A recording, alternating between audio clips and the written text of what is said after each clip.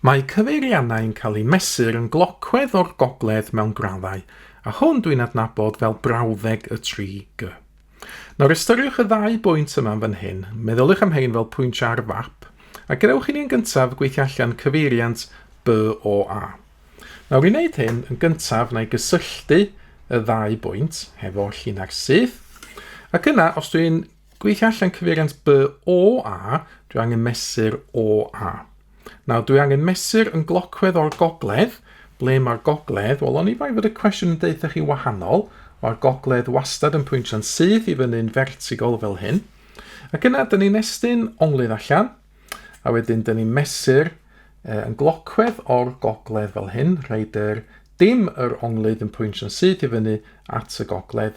Mesur yn glocwedd wedyn hefo'r cloc, dyn ni'n gweld y fan hyn fod yr ongl yma yn 67 dwi'n ama.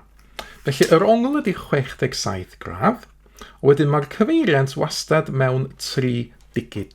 Felly, dwi'n angen rhaid 0 o flaen y 67, y cyfeiriant ydi dim 67 gradd. Ar y llaw arall, cyfeiriant A o B. O tro yma, dwi'n mesur o B, dwi'n rhaid yr gogledd i fyny o B, ac yna, sy'n ni'n rhaid yr onglydd eto, i fynd syth i fyny, dwi angen mesur yn glocwedd, so 90, 180, wedyn 190, 200, 10, 20, 30, 40, a wedyn sy'n ni'n cael 247, dwi'n meddwl, yn fan hyn fel y cyfeiriant A o B. A sylwch fod yna 180 gradd o wahaniaeth rhwng y ddau atab yma.